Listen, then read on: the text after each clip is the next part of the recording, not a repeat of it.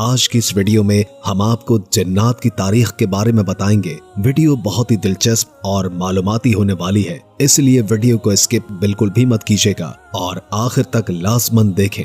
پیارے دوستو، اللہ تعالیٰ قرآن پاک میں ارشاد فرماتا ہے، ترجمہ: اور میں نے جنوں اور انسانوں کو صرف اور صرف اپنی عبادت کے لیے پیدا کیا۔ قرآن پاک کی اس آیت کے مطابق زمین میں پیدا ہونے والی تمام تر مخلوقات میں سے صرف دو مخلوقات ایسی ہیں جن کو اللہ نے خاص اپنی عبادت کے لیے پیدا کیا، نمبر 1 انسان اور نمبر 2 جنات۔ پیارے دوستو، یہ بات تو تمام تر لوگ جانتے ہیں کہ تمام تر انسان حضرت آدم علیہ السلام کی اولاد میں سے ہیں، لیکن اس ویڈیو میں ہم آپ کو بتائیں گے کہ تمام جنات اور شیاطین کس کی اولاد میں سے ہیں، ان کے باپ کا نام کیا ہے اور جنات کو کس طرح پیدا کیا گیا، اور جنات انسانوں سے کتنے ہزار سال پہلے پیدا ہوئے، اور جس طرح انسانوں کی ہدایت کے لیے اللہ نے انسانوں کی طرف انبیاء کرام کو مبعوث فرمایا، کہ جنات کی طرف بھی اللہ نے کسی نبی کو مبعوث فرمایا، اور جنات اور شیاطین کتنے ہزار سال تک زندہ رہتے ہیں اور ان کو موت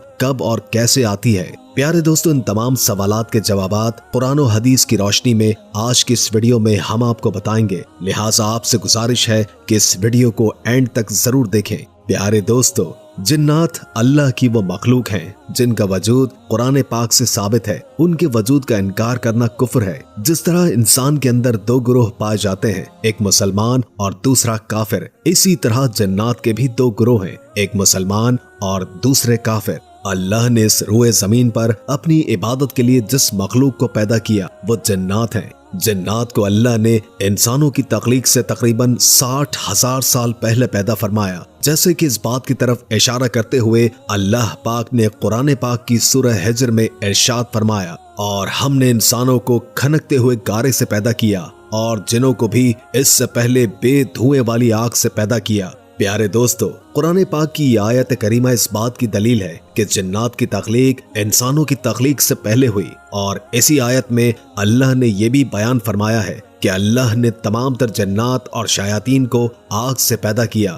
جنات کے گروہ میں سے کچھ جنات ایسے ہیں جو اللہ کے فرما بردار اور اللہ کے ماننے والے ہیں، اور کچھ جنات ایسے ہیں جو اللہ کے نافرمان اور منکر ہیں۔ انہی اللہ کے نافرمان جنات کو شیاطین کہا جاتا ہے، جو اپنے رب کی ذات کو چھوڑ کر شیطان کے پیروکار بن گئے۔ پیارے دوستو، جس طرح اللہ نے تمام انسانوں سے پہلے حضرت آدم علیہ السلام کو پیدا فرمایا اور پھر ان سے تمام نسل انسانی چلی، اسی وجہ سے حضرت آدم علیہ السلام کو ابو البشر کہا جاتا ہے۔ اسی طرح اللہ نے تمام جنات سے پہلے الجان جن کو پیدا فرمایا، اسی جن سے تمام جنات کی نسل چلی، اسی وجہ سے الجان جن کو ابو الجنات کہا جاتا ہے۔ تمام جنات کی تخلیق آگ سے ہوئی، اور تمام جنات انسانوں کے مقابلے میں کئی زیادہ طاقتور ہوتے ہیں۔ اللہ نے ان کو یہ بھی طاقت عطا فرمائی ہے کہ یہ کسی بھی انسان کی شکل اختیار کر سکتے ہیں اور کسی بھی انسان کے جسم پر قبضہ کر سکتے ہیں۔ جنات کے پاس یہ طاقت ہے کہ یہ دنیا کی ہر مخلوق کو دیکھ سکتے ہیں، لیکن جنات کو ہر کوئی نہیں دیکھ سکتا۔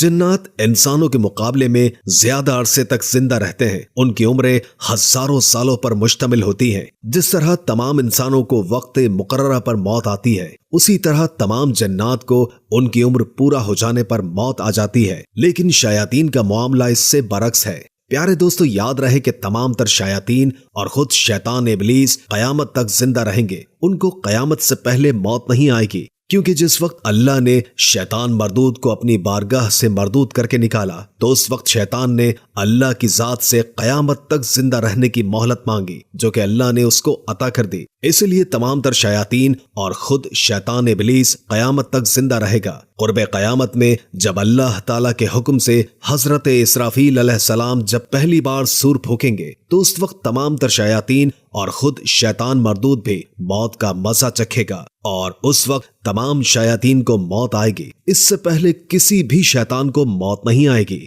پیارے دوستو، قرآن پاک میں الجان نامی جس جن کا ذکر ملتا ہے، اس کے متعلق حضرت ابن عباس رضی اللہ تعالی عنہ ارشاد فرماتے ہیں کہ الجان جن سے مراد تمام جنات کا باپ ہے، جیسے کہ حضرت آدم علیہ السلام تمام آسمانوں کے باپ ہیں، اسی طرح الجان جن تمام جنات کا باپ ہے، اور شیاطین کا باپ ابلیس ہے۔ حضرت ابن عباس رضی اللہ تعالی عنہ بیان فرماتے ہیں کہ جنات میں سے کچھ مسلمان ہوتے ہیں اور کچھ کافر، یہ مرتے بھی ہیں اور پیدا بھی ہوتے ہیں، لیکن شیاطین میں سے کوئی بھی مسلمان نہیں اور نہ ہی ان کو موت آئے گی۔ جس وقت ابلیس کو موت آئے گی اسی وقت تمام شیاطین کو بھی موت آ جائے گی۔ پیارے دوستو، حضرت آدم علیہ السلام کی تخلیق سے 60,000 سال پہلے اللہ تعالیٰ نے ابو الجنات کو پیدا فرمایا اور پھر ان کا جوڑا بنا کر ان کو زمین میں بسا دیا، اور یہ 60,000 سال تک زمین میں آباد رہے۔ اس عرصے کے دوران اس جوڑے کی آل اولاد بہت زیادہ پھیل گئی اور جنات کی تعداد بہت زیادہ ہو گئی۔ شروع میں یہ تمام تر جنات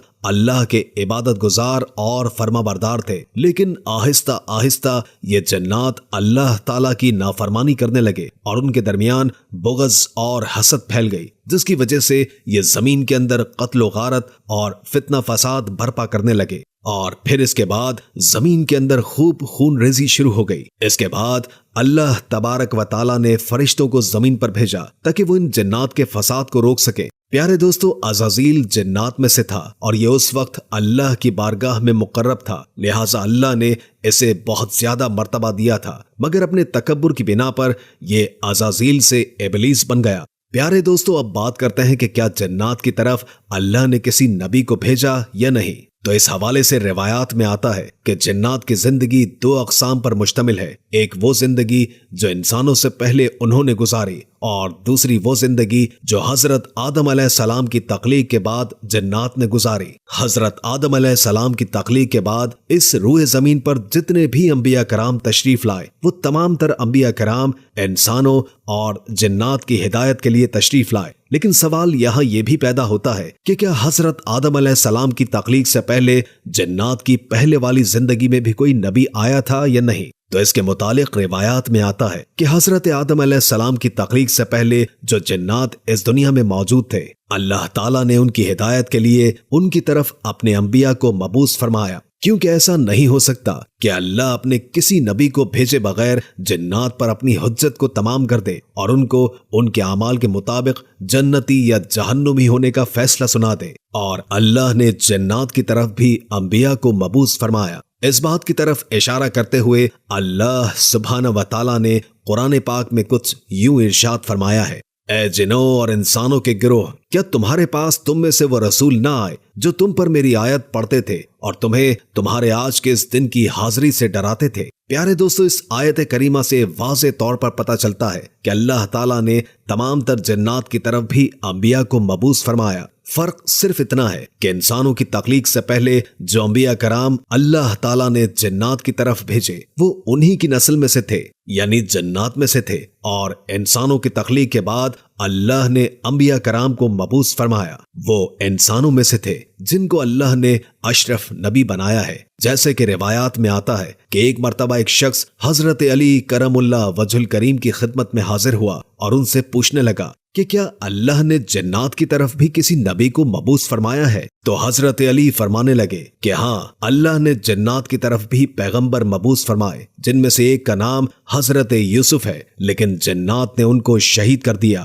پیارے دوستو، تاریخ کی کتابوں میں بہت سارے ایسے انبیاء کا ذکر ملتا ہے جو جنات میں سے تھے اور جنات نے اللہ کی نافرمانی کی اور معاذ اللہ ان کو شہید کر دیا۔ پیارے دوستو، جس طرح انسانوں کو قیامت کے دن جنتی یا جہنمی ہونے کا فیصلہ سنایا جائے گا، اسی طرح جنات کو بھی ان کے اعمال کے مطابق جنتی یا جہنمی ہونے کا فیصلہ سنایا جائے گا۔ جو نیک جنات ہوں گے وہ اللہ کی رحمت سے جنت میں جائیں گے، اور جو اللہ کے نافرمان جنات ہوں گے وہ جہنم کے مستحق قرار پائیں گے۔ اللہ سے دعا ہے کہ اللہ ہمیں نیک اعمال کرنے کی توفیق عطا فرمائے اور رسول کریم صلی اللہ علیہ وآلہ وسلم کی محبت کے اندر جینا مرنا نصیب فرمائے۔ ویڈیو کے آخر میں ایک بار درود شریف پڑھنا مت بھولیے گا۔ امید ہے کہ آج کی یہ ویڈیو آپ کو کافی معلوماتی لگی ہوگی اور اس سے بہت کچھ جاننے کو ملا ہوگا۔ اگر ویڈیو اچھی لگے تو لائک کر کے ہمارے چینل کو سبسکرائب کر دیں اور کامنٹ باکس میں کامنٹ کر کے اپنی آرا سے بھی آگاہ کیجیے اور بیل آئیکن کو کلک کر دیں تاکہ ہماری نئی آنے والی ویڈیوز کا آپ کو پتہ چلتا رہے۔